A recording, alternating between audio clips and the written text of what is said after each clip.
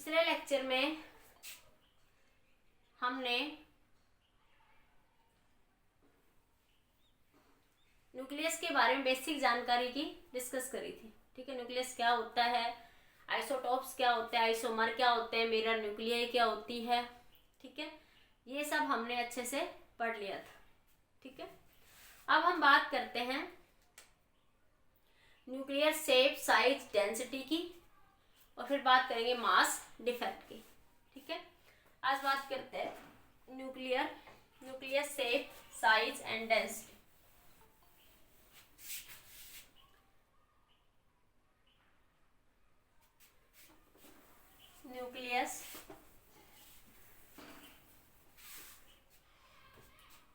Nucleus shape, देखो nucleus की जो शेप है बेटा, वो एक्सपेरिमेंटली जो ऑब्जर्व हुई है वो कैसी है, स्फेरिकल। न्यूक्लियस की शेप 99% कैसी है बेटा, स्फेरिकल। ठीक है, अब इसकी रेडियस कैसे निकालते हैं, साइज।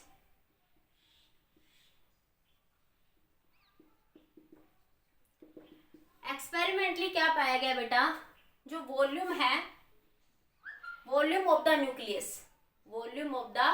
न्यूक्लियस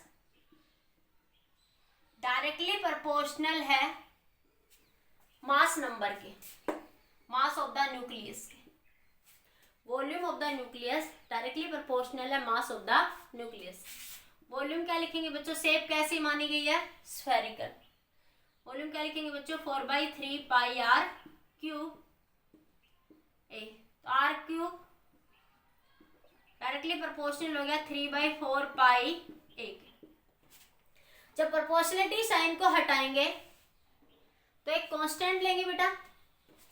ठीक है, तो ये 3/4 पाई भी एक कांस्टेंट है, तो एक कांस्टेंट और ऐड हो जाएगा, तो आर क्यूब डायरेक्टली प्रोपोर्शनल हो गया बच्चों ए के। जब इस प्रोपोर्शनलिटी साइन को हटाएंगे तो एक कांस्टेंट आएगा, इस कांस्टेंट को मिला के वो कांस्टेंट क्या आ जाएगा, जो मैं सीधा लिख देती हूँ यहाँ से, आर क्यूब बराबर आर नॉट ए। उस कांस्टेंट को क्या कहा गया, आर नॉट। तो आर बन जाएगा आर नॉट की पावर 1/3। इस पूरा सोल होके आएगा बेटा आर क्यूब ना, मैं एक मिनट दोबारा से लिखती हूँ। ये बनेगा आर क्यूब ए की पावर डायरेक्टली प्रोपोर्शनल ए, तो ये बनेगा आर डायरेक्टली प्रोपोर्शनल ए की पावर 1/3 के। जब प्रोपोर्शनलिटी साइन को हटाएंगे तो एक कांस्टेंट आर नॉट की पावर ए की power 1/3, R is equal to R not A की पावर 1/3। तो जो आर नॉट की वैल्यू होती है बच्चों, वो होती है बेटा 2 to 3 फर्मी के बीच में। आर नॉट की वैल्यू 2 to 3 फर्मी के बीच में होती है। इसके बाद फोर्स बहुत ज्यादा हो जाता है आपके पास, इसलिए जो रेंज है आर नॉट की न्यूमेरिकल वैल्यू में वो होती है 2 to 3 फर्मी। ठीक है, तो हमारे पास रेडियस ऑफ द न्यूक्लियस का फॉर्मूला आया आर नॉट की पावर 1/3। वेरी इंपॉर्टेंट, अभी देखो रिसेंटली एक एग्जाम में इससे एक क्वेश्चन पूछा हुआ है, नोट करो इसको, फिर वो न्यूमेरिकल करवाती हूँ मैं। पेपर का ये पेपर है मेरे पास अभी, ठीक है, उस पेपर का एक क्वेश्चन करवाती हूँ मैं, नोट करिए। हाँ, नोट कर लिया। बोर्ड एग्जाम में सीधा सीधा क्वेश्चन पूछा जाता है यहाँ से, 2 नंबर का सीधा सीधा क्वेश्चन पूछा जाता है बेटा यहाँ से। हाँ, देखिए क्वेश्चन देखिए न्यूमेरिकल की जो आया हुआ है,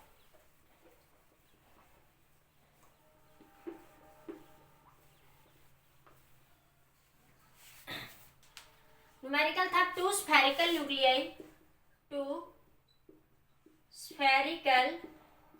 न्यूक्लियाई। एनसीईआरटी का क्वेश्चन भी है एक ऐसा ही, A and B have mass number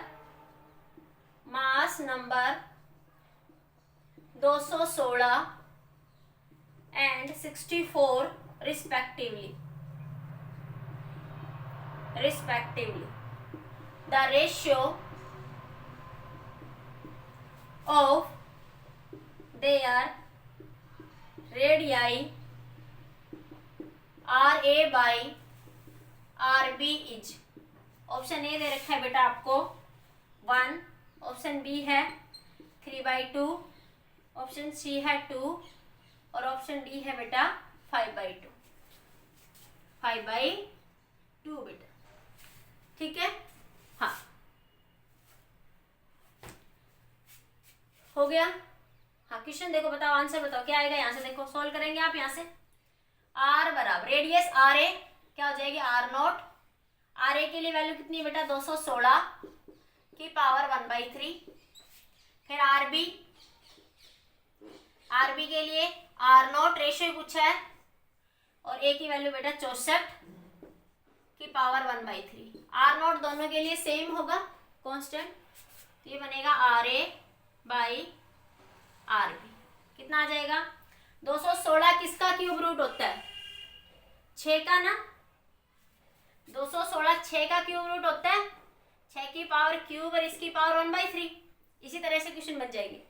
नहीं हो रहा तो हम इसी तरह से 1/3 की पावर में छोड़ देंगे आंसर। 64 किसका बेटा 4 का, 4 की पावर क्यूब और इसकी पावर 1/3। तो क्यूब से क्यूब रूट कैंसिल, क्या मिला 6/4। ऑप्शन में क्या है बेटा 3/2। तो 2 तिया 6, 2 दूनी 4, तो ये आपका आंसर है। ठीक है, हाँ बोलो समझ आया। क्वेश्चन ऐसे पूछे जाएंगे बोर्ड एग्जाम में आपसे। 2 नंबर का कोई भी उनके मास नंबर दे देगा आपसे, उनका रेशियो पूछ लेगा, या किसी एक रेडियाई की वैल्यू दे देगा दूसरे की पूछ लेगा। ठीक है, क्वेश्चन थोड़े से ऐसे ही बन सकते हैं घूम के। ईश्वर अपनी फोटो लगाओ आईडी पे। हाँ वसु और ईश्वर दोनों। अरे पेपर सब्जेक्टिव ही तो सोल्व करवाया है मैंने, तो ऑप्शन पेपर में आया हुआ था इसलिए ऑप्शन दे दिया। क्वेश्चन पेपर तो सब्जेक्टिव आएगा इस बार आपका, भेजा तो था कल परसों ग्रुप में पेपर। हाँ हो गया सबका, जल्दी से स्क्रीनशॉट ले लो सभी बच्चे।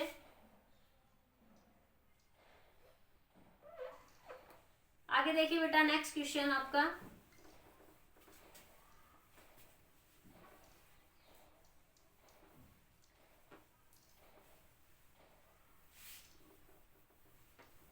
ये बोर्ड एग्जाम का ही क्वेश्चन है, ज्यादा हाई लेवल में नहीं है।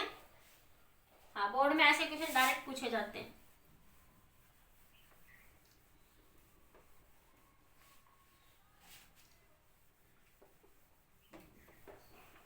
नेक्स्ट क्वेश्चन है बेटा आपका,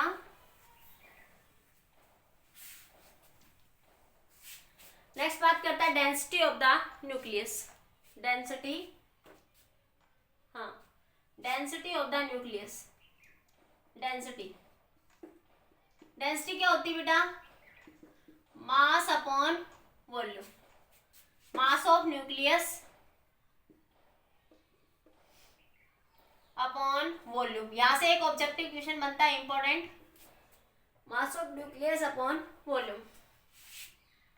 तो देखो मास ऑफ न्यूक्लियस कल बताया था मैंने, मास ऑफ न्यूक्लियस के अंदर क्या क्या होते हैं बेटा प्रोटॉन और neutron. Number of proton plus number of neutron, और एटॉमिक मास यूनिट के लिए एटॉमिक मास यूनिट से क्या कर देंगे मल्टीप्लाई। तो प्रोटॉन और न्यूट्रॉन क्या बताते हैं किसी भी एटम का mass number A into multiply by atomic mass unit. Atomic mass unit ठीक है, हाँ या एम ए लिख देते हैं। एम ए, एम क्या है मास इन एटॉमिक मास यूनिट की फॉर्म में, मास ऑफ प्रोटॉन, क्योंकि प्रोटॉन और न्यूट्रॉन का मास अप्रोक्सीमेटली सेम होता है। ठीक है, हाँ तो क्या लिखेंगे यहाँ से density mass of nucleus A into 1 atomic mass unit upon volume. Volume क्या बन जाएगा 4/3 पाई आर ए क्यूब, और आर की वैल्यू अभी आप लोगों ने निकाले बेटा आर नॉट ए की पावर 1/3। तो बनी बच्चों A into 1 atomic mass unit 4/3 pi, R की वैल्यू आएगी आर नॉट ए की पावर 1/3, और इस सारे की बच्चों क्यूब, इस सारे की क्यूब। देखो क्यूब से क्यूब रूट यहाँ पे तो कैंसिल, यहाँ क्या आ जाएगा A into atomic mass unit 4/3 pi R nought का क्यूब इंटू ए। ए से ए बेटा कैंसिल, ए से क्या हो गया यहाँ पे कैंसिल, तो रो मिला आपको atomic mass unit mass m divided by 4/3 pi R naught cube. ठीक है, हाँ तो देखो यहाँ से क्या फॉर्मूला है, इसको आप ऐसे भी लिख सकते हो, एटॉमिक मास यूनिट किसकी फॉर्म में m, मैं लिख सकती हूँ m अपॉन, अरे मास m की फॉर्म में लिख दिया, एटॉमिक मास यूनिट की फॉर्म में लिख दिया और कुछ नहीं। ठीक है, ये ऊपर ले जाओ, ये बना 3m upon 4 pi R naught की पावर क्यूब। देखो जनरल फॉर्मूला ये बनेगा, आप m ही लिख लो इसको m, फिर हम वो कैलकुलेट करते हैं उसके हिसाब से देख लेंगे m। ठीक है, m जनरल फॉर्मूला ये लिख लो। ठीक है, तो ये बना हमारा डेंसिटी का फॉर्मूला 3m अपॉन में 4 पाई आर नॉट क्यूब। ठीक है, हाँ अब देखो ये जो डेंसिटी का फॉर्मूला आया इसमें कई मास नंबर दिख रहा है, तो डेंसिटी ऑफ, ये क्वेश्चन पूछा जाता है, density of the nucleus independent है ऑन द मास नंबर, इसको लिख सकते हैं a की पावर 0, 0 का मतलब वो इंडिपेंडेंट है, अरे किसी की पावर 0 क्या हो जाती है 1, इसका मतलब क्या है वो इंडिपेंडेंट, मतलब डेंसिटी ऑफ द न्यूक्लियस जो है बेटा वो मास पर क्या है इंडिपेंडेंट, सॉरी मास नंबर पर, density of the nucleus is independent on the mass number. एक नंबर का क्वेश्चन पूछ लिया जाता है जनरली। ठीक है, हो गया, हाँ नोट करिए, इतना जल्दी से नोट करिए।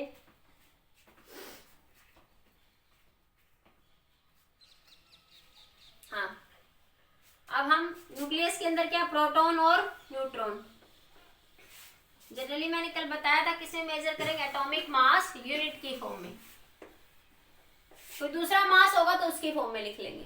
ठीक है, हाँ इसलिए मैंने जनरल फॉर्मूला लिखवा दिया डेंसिटी का आपका 3m अपॉन में 4 पाई आर नॉट क्यूब।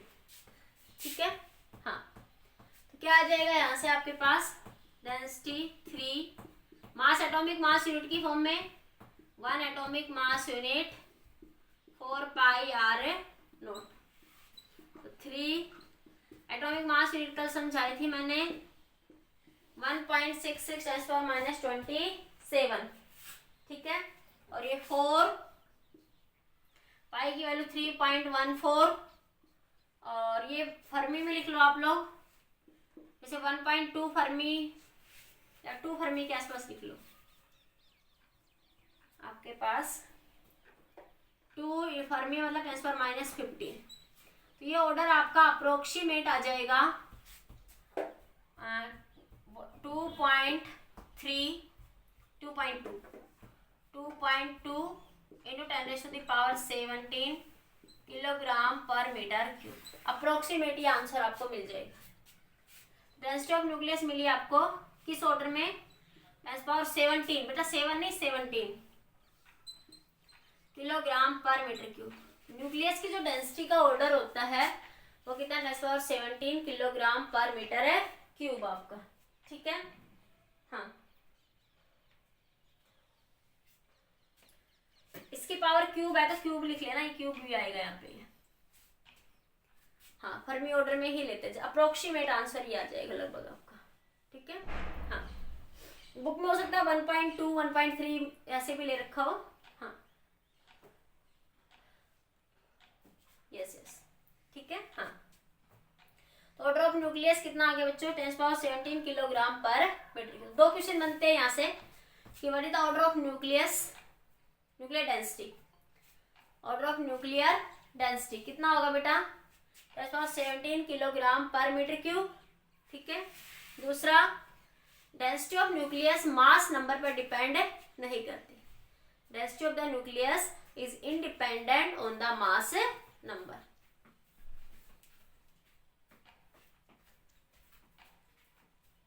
हाँ जी हो गया note.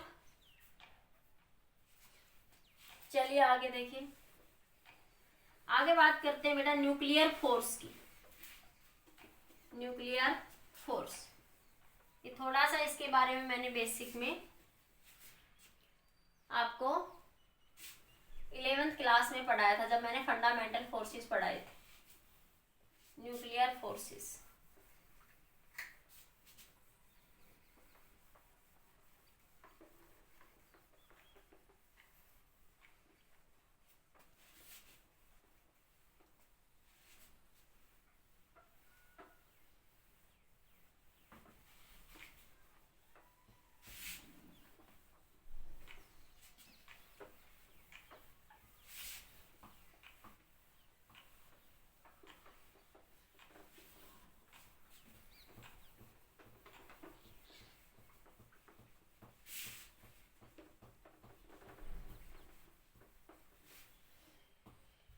Nuclear force,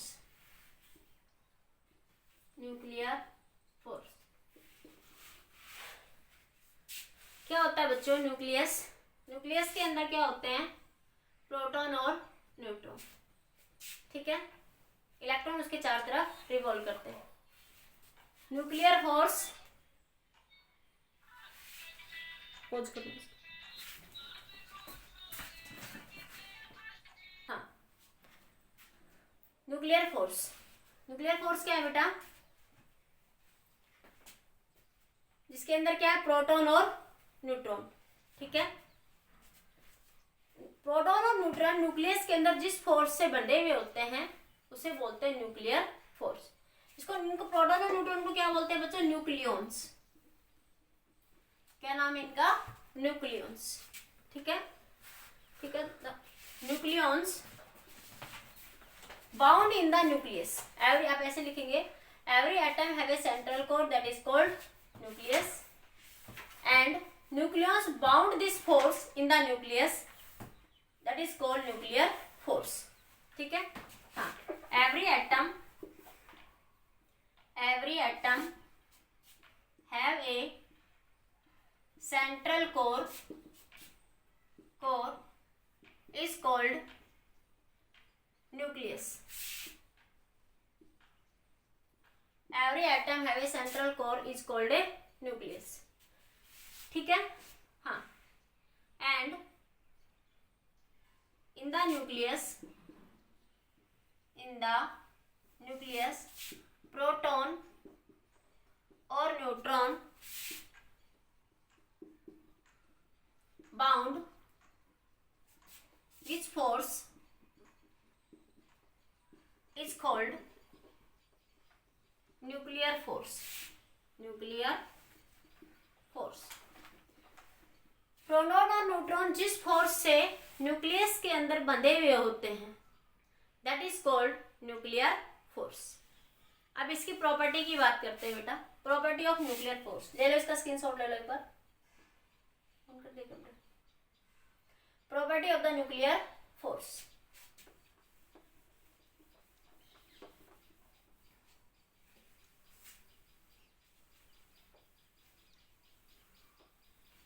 property of the nuclear force, property. सबसे पहले प्रॉपर्टी बच्चों strong interaction, strong interaction. Strongest force है इन द नेचर, नेचर के अंदर क्या सबसे स्ट्रॉन्ग फोर्स है? Strong force in nature, strong force in nature. जैसे आपने पढ़ा था 1:10⁻36 10⁻38, ठीक है। हाँ, gravitational force, electrostatic gravitational force, ये इलेक्ट्रोस्टैटिक फोर्स थे, ये न्यूक्लियर फोर्स थे। 10⁻38 टाइम्स स्ट्रॉन्गर होते हैं किससे? Gravitational force. 10⁻38 टाइम्स स्ट्रॉन्गर होते हैं किससे? ग्रेविटेशनल फोर्स से, ठीक है। हाँ, तो सबसे स्ट्रॉन्ग फोर्स होते हैं इन द नेचर। रेंज कैसी होती है बच्चों? रेंज शॉर्ट रेंज फोर्स होते हैं, शॉर्ट रेंज फोर्स। कैसे फोर्स होते हैं बच्चों? ये स्ट्रॉन्ग शॉर्ट रेंज फोर्स। तीसरा, नेचर कैसा होता है? नेचर जनरली बच्चों हम ये कहते हैं nuclear force are attractive in nature,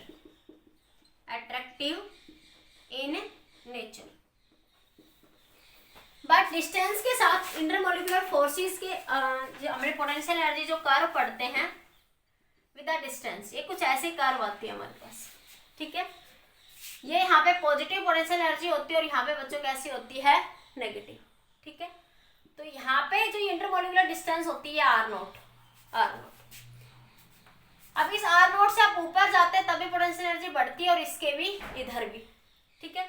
तो ये यहाँ पे रिपल्सन को शो करता है, ये वाला एरिया, और ये किसको बताता है बच्चों, अट्रैक्शन को।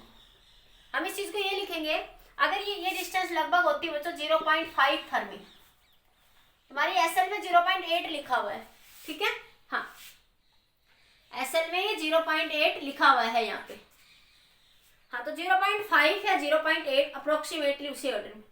अगर ये आर जो है लेस देन है 0.5 फर्मी से, ठीक है, तो न्यूक्लियर फोर्स का नेचर कैसा होगा, repulsive on the basis of intermolecular distances, ठीक है। अगर आर ग्रेटर देन है 0.5 फर्मी से तो नेचर कैसा होगा बच्चों, अट्रैक्टिव। जनरली आप इन जनरल पूछे तो नेचर कैसा होता है, अट्रैक्टिव ही होता है, ठीक है। लेकिन हम इंटरमोलिकुलर डिस्टेंसेस के बेसिस पे कहें, हाँ, और 4 फर्मी पर अप्रोक्सीमेट आर की वैल्यू 4 फर्मी जब हो जाए, जैसे मैंने कहा ना आर नोट की वैल्यू 2 से 3 फर्मी तक होती है लगभग, ठीक है। हाँ, 4 फर्मी के बाद न्यूक्लियर फोर्स डिसअपियर हो जाते हैं, न्यूक्लियर फोर्स खत्म हो जाता है। After 4 Fermi nuclear force disappear, ठीक है। जनरली नेचर आप अट्रैक्टिव कहेंगे, लेकिन इंटरमोलिकुलर डिस्टेंसेस के बेसिस पे अगर डिस्टेंस 0.5 फर्मी से लेस है तो ये नेचर किसको बताएगा, रिपल्सन को, और ये इससे ज्यादा है तो ये नेचर किसको बताएगा बच्चों, अट्रैक्टिव नेचर को, ठीक है। और 4 फर्मी के बाद जब ये आता है रोल प्ले, तो वहां पे इंटरमोलिकुलर जो फोर्सेज हैं, वो न्यूक्लियर फोर्सेज है, वो खत्म हो जाते हैं। इसलिए कहा कि न्यूक्लियर फोर्सेज जो है कैसे होते हैं बच्चों, short range, Fermi order range होती है इनकी, Fermi order range about 2 Fermi के आसपास कह सकते हो, 3 फर्मी पे भी नहीं होता, अप्रोक्सीमेट 2 फर्मी तक इसकी रेंज होती है, ठीक है। 3 तो थोड़ी ज्यादा बोल देते, पर फिर भी 2 फर्मी आप जनरली कह सकते हैं, इतनी फर्मी तक इसका रेंज होती है, ठीक है। नोट करिए इस बात को, जल्दी से स्क्रीनशॉट ले लीजिए।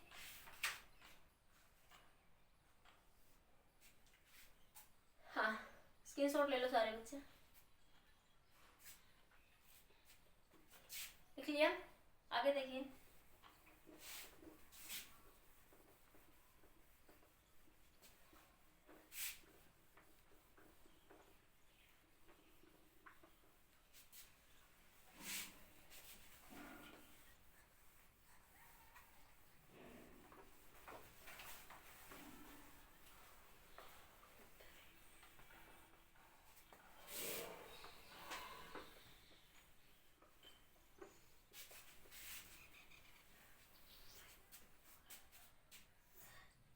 देखिए नेक्स्ट है बेटा आपके charge independent.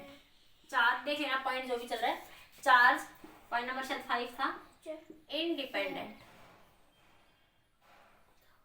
Nuclear force are independent on the charge. कैसे कि जो न्यूक्लियर फोर्स है बच्चों, प्रोटॉन और प्रोटॉन के बीच में भी एग्जिस्ट करता है न्यूक्लियस में, प्रोटॉन न्यूट्रॉन के बीच में भी एग्जिस्ट करता है, न्यूट्रॉन न्यूट्रॉन के बीच। अगर ये चार्ज पर डिपेंडेंट होते हैं तो न्यूट्रॉन न्यूट्रॉन के बीच में कोई फोर्स एग्जिस्ट नहीं करता, क्योंकि न्यूट्रॉन के ऊपर कोई चार्ज नहीं होता। तो न्यूक्लियर फोर्स क्या होते हैं, चार्ज पर इंडिपेंडेंट होते हैं, ठीक है।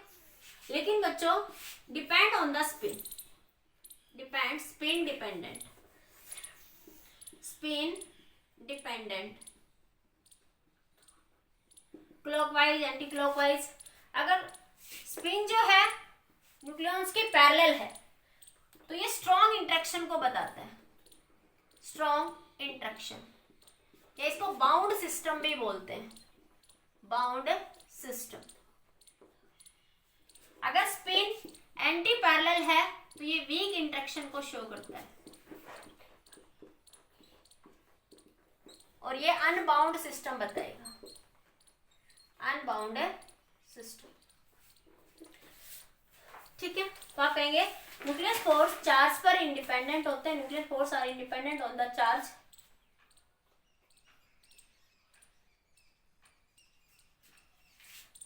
बाकी बच्चों को आवाज क्लियर आ रही है बेटा? साउंड क्लियर है?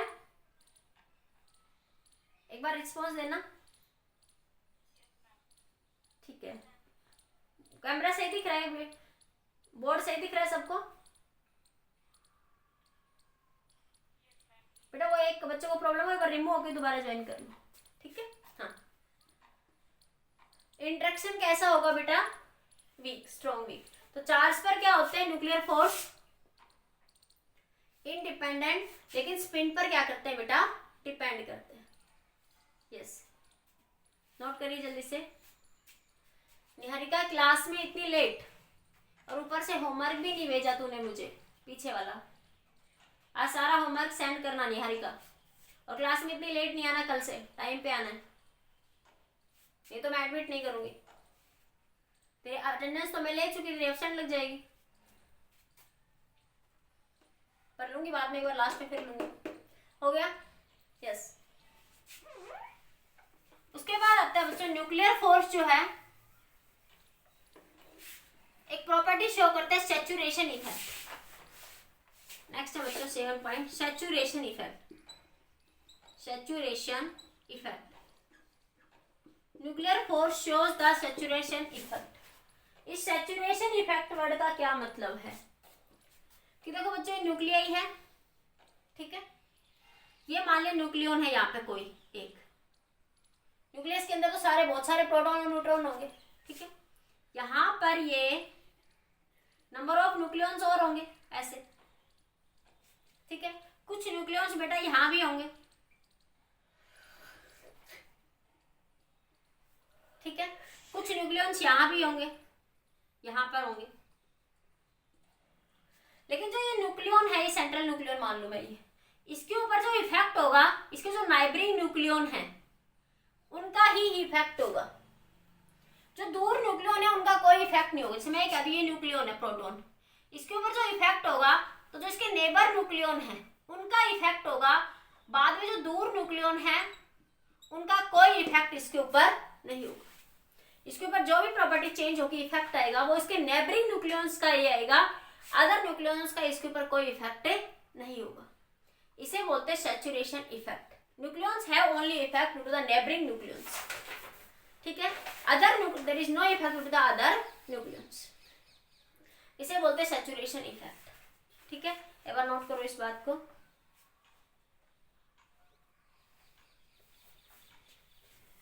हाँ, इस बात को आप लैंग्वेज में लिखना चाहते हो, ऐसे लिख सकते हैं, nucleons interact with the neighbouring nucleons. Nucleons interact with the neighboring nucleons.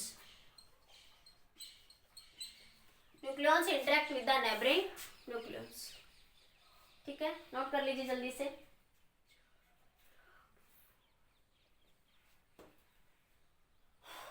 हो गया? आगे लिखिए एक्सचेंज फोर्स।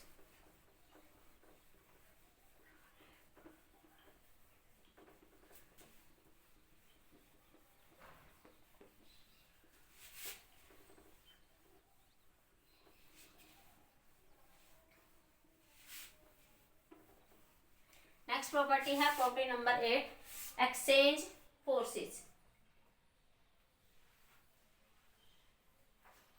एक्सचेंज फोर्स, मैंने बताया था exchange particle in the nuclear force, ठीक है, वो क्या थे? पाई मैसोन्स। पाई मैसोन्स। अब ये कह सकते हैं nuclear force arise between two nucleons by the exchange of exchange of pi mesons. ये एलिमेंट्री पार्टिकल्स होते हैं. एक्सचेंज पार्टिकल हमने पढ़ा था इलेक्ट्रोस्टैटिक फोर्स में क्या होते हैं, फोटॉन्स.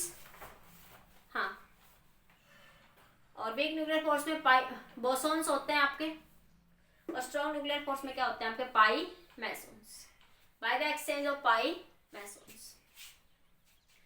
अगली प्रॉपर्टी लिख लीजिए, property number 9. Nuclear force are non central forces. ये कैसे फोर्स है, नॉन सेंट्रल फोर्सेस. आप ये भी लिख सकते हो, दे do not obey the inverse square law. हालांकि इस केस के अंदर जो फोर्स है वो इनवर्सली प्रोपोर्शनल होता है आर स्केयर के. हाँ, फिर भी ये इनवर्स स्केयर लॉ को ओबे नहीं करते. देखो, इनवर्स स्केयर लॉ की कंडीशन ये नहीं थी. इनवर्स स्केयर लॉ की कंडीशन थी कि फोर्सेस कैसे होने चाहिए, कंजर्वेटिव. फोर्सेस कैसे होने चाहिए, कंजर्वेटिव फोर्स होने चाहिए, और वो डायरेक्टली इनवर्सली प्रोपोर्शनल होती है आर स्केयर. और सेंट्रल फोर्सेज होने चाहिए, सेंट्रल फोर्सेज. ठीक है. हाँ, ये इनवर्स स्केयर लॉ की कंडीशन थी कि वो कैसे फोर्स होने चाहिए, सेंट्रल फोर्स. सेंट्रल फोर्स क्या होते हैं, the force which act along the line joining the fix point. The force which act along the line joining the fixed point is called central forces. Central forces. लेकिन nuclear forces fix point के about कभी नहीं लेते. कोई भी atom break होगा, जैसे uranium 238 टूटेगा तो हमेशा बीच से टूटेगा वो, नहीं ना. तो ये फिक्स पॉइंट से नहीं होता कभी भी. न्यूक्लियर फोर्स नहीं, हमेशा सेंटर से लगेगा आपके पास. हाँ, तो इसलिए ये कैसे फोर्स होते हैं, non centre forces, non conservative force, और they do not obey the inverse scale law. Non-central forces, non-conservative forces, and do not obey the inverse scale law. ठीक है. ये कुछ प्रॉपर्टी थी न्यूक्लियर फोर्सेस की. हाँ, अब बात करते हैं mass defect. Mass defect note कर लीजिए जल्दी से एक बार इस बात पॉइंट्स को.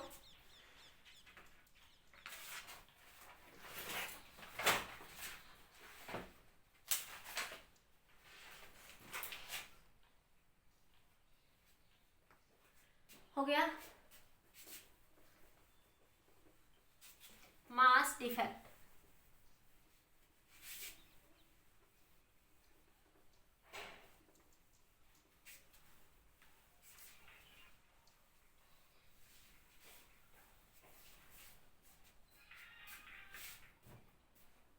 ये निशान, नमन मित्तल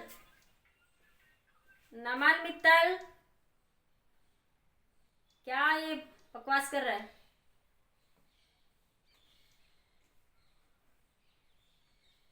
पिटेगा मेरे पास. तू ऐसे हरकतें कर सकता है, मैं तो सोच ही नहीं सकती.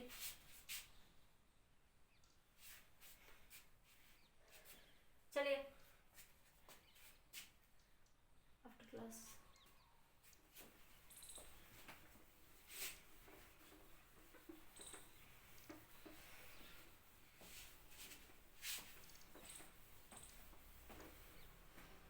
Mass defect. पहले मास के बारे में बात कर लेते हैं. मास क्या है बच्चों, एक तरीके से एनर्जी है. मास क्या है, एनर्जी. जब भी मास डिसअपियर होता है तो एनर्जी क्या होती है बेटा, रिलीज. चंदेला माइक ऑफ करो. हिमांशु चंदेला माइक ऑफ करो.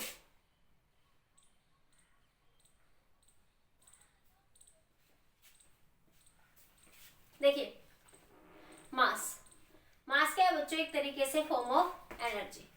और जब भी मास डिसअपियर होता है तो एनर्जी क्या होती है बच्चों, रिलीज होती है. मास हमें क्या बताता है, अमाउंट ऑफ एनर्जी रिलीज, कि पर्टिकुलर पॉइंट पर कितनी एनर्जी जो है बच्चों रिलीज हो रही है.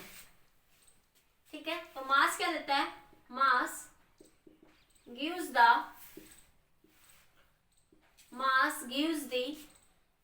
an idea of energy in the body. Mass give an idea of energy in the body, या अमाउंट ऑफ एनर्जी लिख सकते हो, give the an idea of amount of energy, of amount of energy in the body. If mass disappear, if mass disappear then energy released, then energy is released. जैसे आपने कहा पत्थर को तोड़ा तो एनर्जी रिलीज होगी, मास डिसअपियर होगा. ठीक है, तो मास एक तरीके से क्या कह सकते हो, फॉर्म ऑफ एनर्जी, जो किसके प्रॉपर्टी को एग्जिबिट करती है, एनर्जी की प्रॉपर्टी को क्या करती है बच्चों, एग्जिबिट करती है, बताती है हमें. ठीक है, हाँ, तो इसीलिए हम ये जो रिलेशन है ये लिख पाए. जब ये प्रॉपर्टी थी इसी वजह से हमने ये रिलेशन लिखा. A is equal to delta M C square होता है, ये एम नहीं होता, क्या होता है, डेल्टा एम सी स्केयर. तो अब हमें इसी डेल्टा एम को ही पढ़ना है. ठीक है, तो अब बात करते हैं मास डिफेक्ट. मास डिफेक्ट, देखो बच्चों, जब भी न्यूक्लियाई फॉर्म होती है, जैसे मैं कहूँ एक पेपर है, ये एक आपके सामने ये एक पेपर है. ठीक है, इस पेपर के पेजेस हैं, मान ले 100 पेजेस हैं आपके सामने, एक बुक है आपके सामने ये. ठीक है, इस बुक में 1,00,000 पेज है. ठीक है, जैसे आप स्पाइरल बाइंडिंग करते हो, जैसे थोड़ा नॉर्मल लगा लो इस तरीके से, या पिनापी कर दिया आपने 100 पेजेस को. पहले आपने एक एक पेज का वेट अलग अलग मेजर करा. ठीक है, और तो आपने एक एक पेज का जब वेट मेजर करा तो आपके पास आया बच्चों 8 ग्राम. कितना आया बच्चों, 8 ग्राम. एक एक पेज का अलग अलग वेट जब आपने मेजर करा 100 पेजेस का. ठीक है, फिर आपने क्या करा, 100 पेजेस को इकट्ठा रख दिया, फिर उनका वेट मेजर करा, तो वेट अलग मेजर होगा, सेम मेजर नहीं होगा वेट. तब वेट आएगा बच्चों 7.99 ग्राम के आसपास. तब वेट कितना मिलेगा, जो आपने उनको कंबाइन कर दिया तब जो आपको वेट मिलेगा वो कितना मिला, 7.99. ये जो मास का डिफरेंस आया है बेटा, इसे बोलते हैं मास डिफेक्ट. Mass defect. ठीक है, हम अपनी फिजिक्स की लैंग्वेज में समझते हैं. जब भी न्यूक्लियाई बनती है बच्चों, ठीक है, तो इंडिविजुअल न्यूक्लियॉन्स का मास ग्रेटर देन होता है as compare to complete nucleus. Mass of individual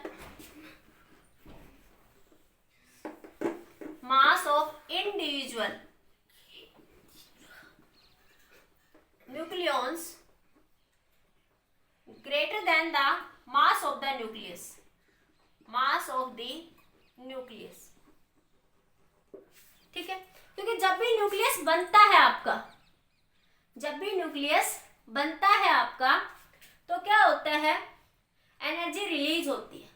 क्या होती है, एनर्जी रिलीज. जैसे आपके पास ये प्रोटॉन्स थे, आपके पास बहुत सारे, और न्यूट्रॉन्स थे. ठीक है, इंडिविजुअली थे ये पहले, ये सारे प्रोटॉन और न्यूट्रॉन आपके इंडिविजुअल थे. ये जैसे प्रोटॉन न्यूट्रॉन इंडिविजुअली पड़े हुए थे.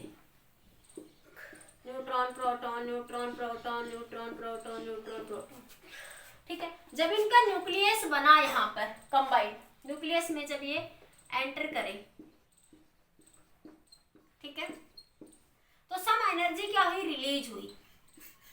सम एनर्जी क्या हो गई, रिलीज, मास की फॉर्म में. ठीक है, तो इन दोनों इंडिविजुअल न्यूक्लियॉन्स का जो मास है, मैं एक एक प्रोटॉन का मास मेजर करूं, एक एक न्यूट्रॉन का मास मेजर करूं, और फिर मैं कंप्लीट न्यूक्लियस का मास मेजर करूं, कंप्लीट न्यूक्लियस का मास मेजर करूं, तो कुछ एनर्जी क्या हो जाएगी बेटा, रिलीज. जैसे मैंने कहा पेजेस थे अलग अलग, अब उन पेजेस को बाइंड कर दिया तुमने. ठीक है, बांध दिया, तो इंडिविजुअल पेजेस का मास ज्यादा था as compare to the complete copy. ठीक है, तो जो जब उनको बाइंड करा तो कुछ एनर्जी रिलीज हो गई मास की फॉर्म में.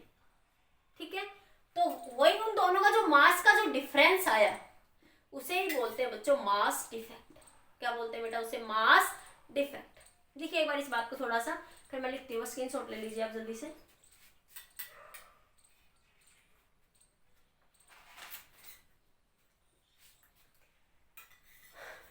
क्लियर, हाँ लिखिए, इस बात को लिख लीजिए लैंग्वेज में. During the formation of nucleus some energy is release in the form of mass.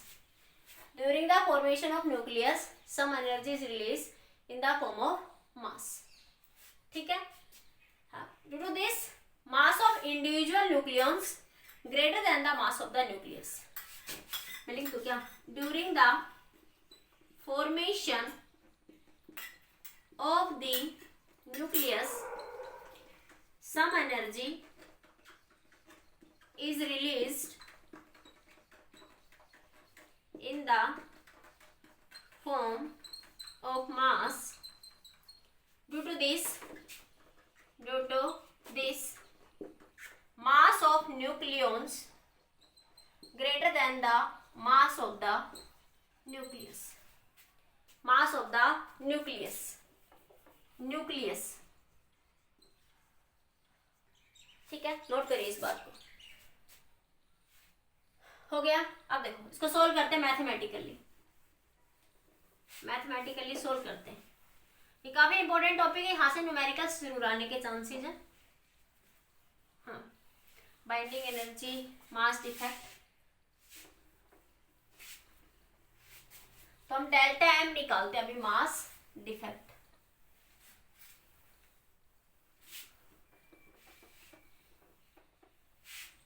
Mass defect निकालते हैं। ठीक है, हाँ, मास डिफेक्ट क्या है बच्चों? Delta M. ये क्या है? Mass of nucleons minus mass of nucleus. Mass of nucleons minus mass of nucleus. मैंने कहा इंडिविजुअल न्यूक्लियॉन्स का मास ज्यादा होगा as compare to mass of the nucleus. Nucleus क्या बच्चों? Mass of the proton plus mass of the neutron. ठीक है, minus, ऐसे लिखो, स्मॉल से लिख लो इसको, मास of the proton, mass of the neutron, mass of the nucleus. ठीक है, हाँ, इसको क्या लिखेंगे? अब प्रोटॉन का मास जितने नंबर ऑफ प्रोटॉन होंगे, प्रोटॉन को हम जेड से लिखते हैं। ठीक है, हाँ, क्या लिखेंगे? जेड से, Z M P plus A minus Z M N minus mass of the nucleus. अरे मैं एक स्टेप गैप कर गई, दोबारा से लिख दूं क्या? न्यूक्लियॉन्स क्या है? Mass of proton plus mass of neutrons minus mass of nucleus. Mass of proton क्या होगा?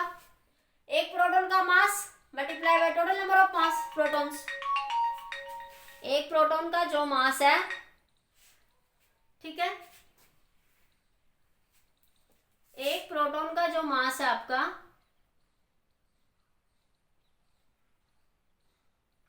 वन सेकेंड, हाँ, एयरटेल वालों को भी अभी याद आती है मेरी। Mass of proton plus mass of neutron minus mass of the nucleus. Proton का मास बच्चों जितने नंबर ऑफ प्रोटॉन होंगे, एक प्रोटॉन के मास को नंबर ऑफ प्रोटॉन से मल्टीप्लाई कर दो तो क्या आ जाएगा? प्रोटॉन का मास। प्रोटॉन को, नंबर ऑफ प्रोटॉन को हम जेड से डिनोट करते हैं, Z M P. M P मतलब एक प्रोटॉन का मास। हाँ, अब देखिए न्यूट्रॉन बच्चों A minus Z into M N minus mass of the nucleus, minus mass of the nucleus. Number of proton plus number of neutrons minus mass of the nucleus. ये क्या आ गया बच्चों? Delta M, mass defect for the nucleus. ये mass defect आ गया आपका for the nucleus. ये mass defect किसके लिए बेटा? For the nucleus. ठीक है, हाँ, मास डिफेक्ट फॉर द न्यूक्लियस। अब देखिए, अगर हमें एटम के लिए बात करनी हो तो पूरे एटम के लिए मास ऑफ द, अगर यहाँ से एक पर्सन न्यूक्लियस का मास डिफेक्ट निकाल लिया हमने, न्यूक्लियस के लिए एनर्जी की बात करेंगे तो क्या हो जाएगा? डेल्टा एम सी का स्केयर। ठीक है, तो ये जो आया Z M P plus A minus Z M N minus mass of nucleus, इसको सी स्केयर से क्या कर दोगे? मल्टीप्लाई। ठीक है, हाँ, कितनी बात क्लियर? ये एनर्जी निकल जाएगी।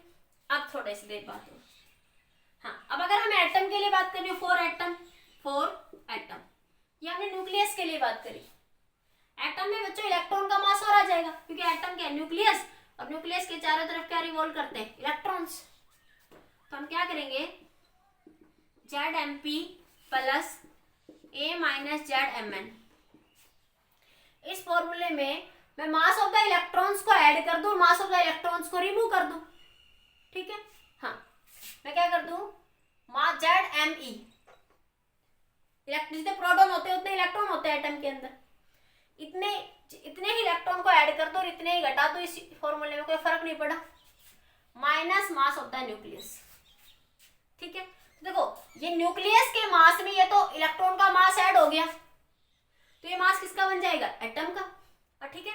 और ये यहां से लिखोगे Z, तो यहां से और यहां से Mp प्लस Me, तो किसी भी एटम में जितने प्रोटॉन्स होंगे उतने ही इलेक्ट्रॉन्स होंगे, plus A minus Z into Mn plus XZA। ये एटम का मास बन गया ना। एटम को किसे लिख देते जनरली, XZA से, तो मैंने ये लिख दिया, या मास ऑफ द एटम लिख लो, मास ऑफ द एटम, ठीक है, जो भी बना आपका, ठीक है। अब देखो हाइड्रोजन एटम के लिए क्या होता है, एक प्रोटॉन और एक इलेक्ट्रॉन, इसके लिए सकते हो ZMH, mass of hydrogen atom, ठीक है, plus A minus ZMn plus mass of the, sorry minus आ जाएगा, माइनस आएगा, ये माइनस कॉमन लेंगे तो ये प्लस हो जाएगा, ऐसे मास ऑफ द एटम, या ऐसे लिख दो ZA, ठीक है। तो ये क्या आ जाएगा, मास डिफेक्ट। एक बार इतना नोट करिए, फिर आगे बात करते हैं। हाँ, ये क्या आ जाएगा, मास ऑफ द एटम, M से मल्टीप्लाई कर दो, XZA क्या बता रहा है, एटम को ZA, क्लियर। हाँ, बस थोड़ी देर और, बस पूरा कर दो इस चीज को, फिर आगे छोड़ दूँ। हाँ, बस 5-7 मिनट और, ठीक है। अब एनर्जी के लिए बात करें यहाँ पे, तो एनर्जी के लिए वही करेंगे, इसको, इस डेल्टा एम को C स्क्वायर से क्या कर दोगे, मल्टीप्लाई, मतलब ये जो फॉर्मूला है ZMH plus A minus ZMn minus MZA, इसको C स्क्वायर से क्या कर दो बेटा, मल्टीप्लाई, क्या कर दोगे, C स्क्वायर से, हाँ साहिल मुझे पता है, ठीक है। हाँ, 2 मिनट वेट करो, हो गया। टॉपिक पूरा करके छोड़ूंगी, 5-7 मिनट रुको। इतना नोट हो गया,